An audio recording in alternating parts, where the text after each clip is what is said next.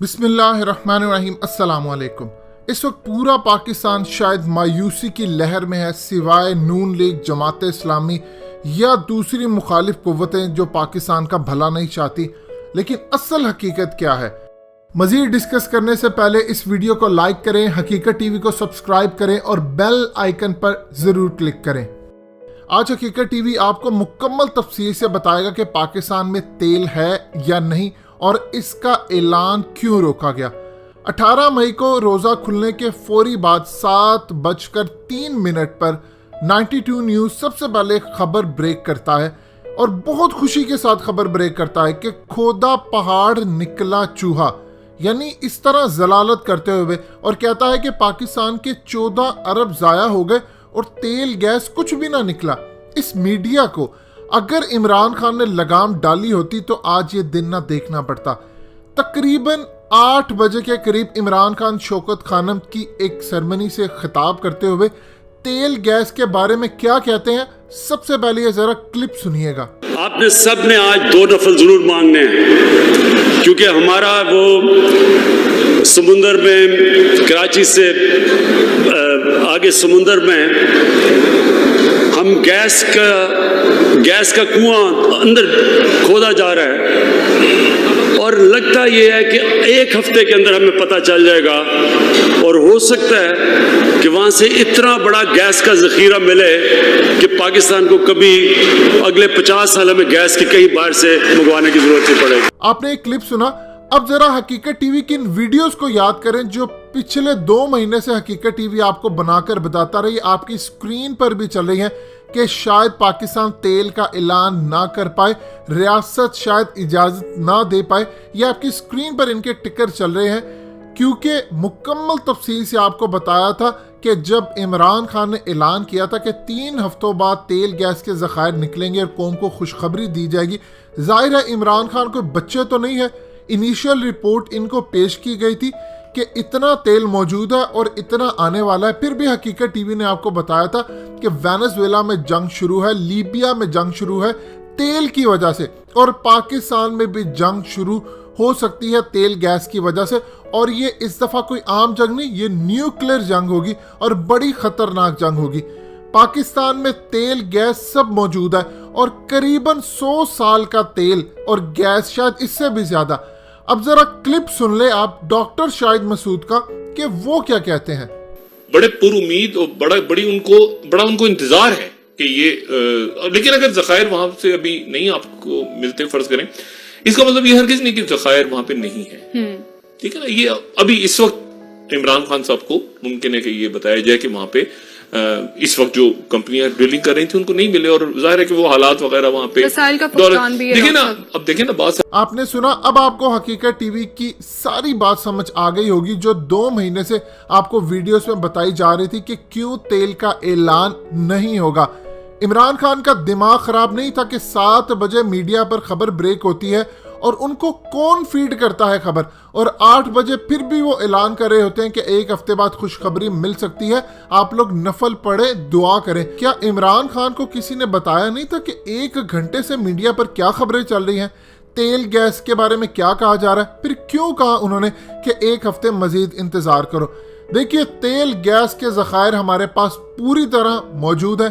اب Exxon mobile اور ENI وہی رپورٹ دیں گے پاکستان کو اور دنیا کو جو ان کو کہا جائے گا، یعنی جتنا مرضی تیل نکلا ہو، کیونکہ پاکستان کا معاہدہ ہے اس کے ساتھ، وہ خود سے کچھ اعلان نہیں کر سکتے۔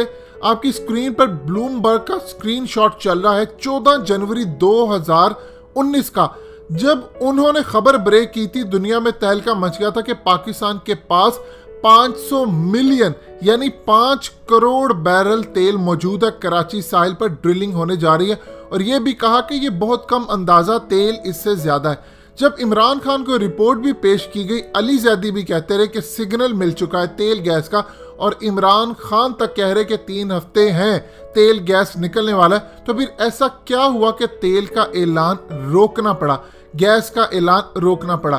جیسے ہی ایکزون موبل ڈرلنگ مکمل کرنے کے مراحل میں پہنچی ENI کے ساتھ، اس کے آس پاس اچانک امریکہ ایران کی لڑائی کی خبریں آنا شروع ہو گئی.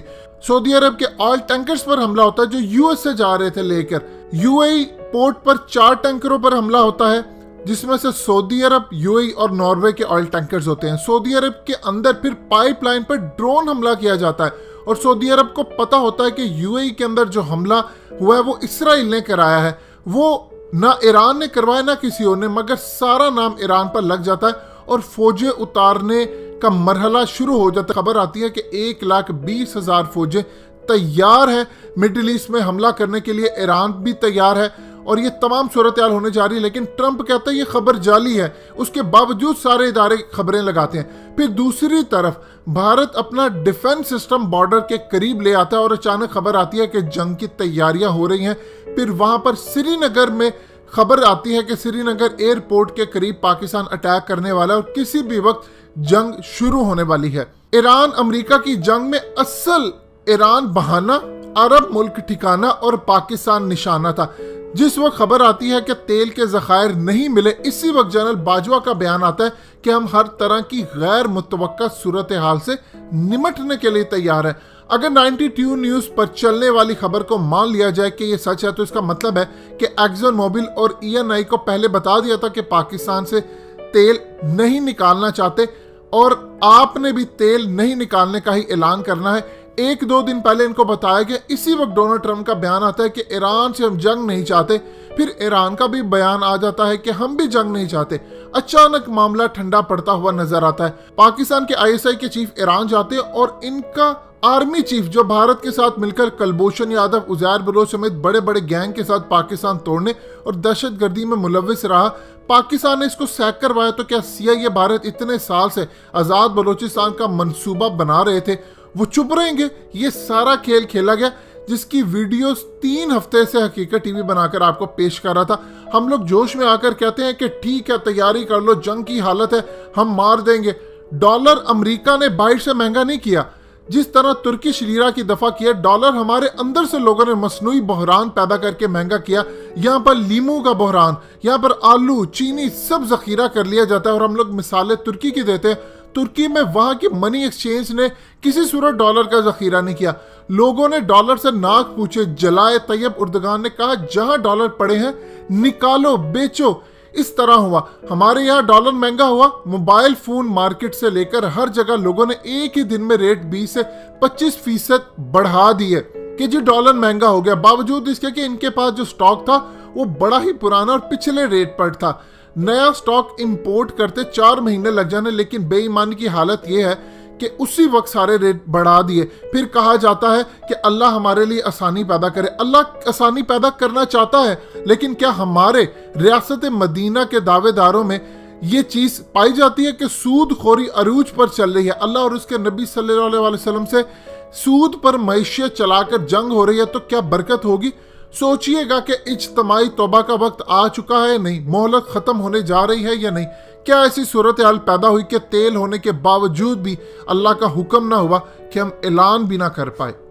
دوستو حقیقت ٹی وی کو سبسکرائب کرنا مت بھولیے. ویڈیو کو لائک کریں، شیئر کریں اور کمنٹ سیکشن میں اپنی رائے کا اظہار ضرور کریں.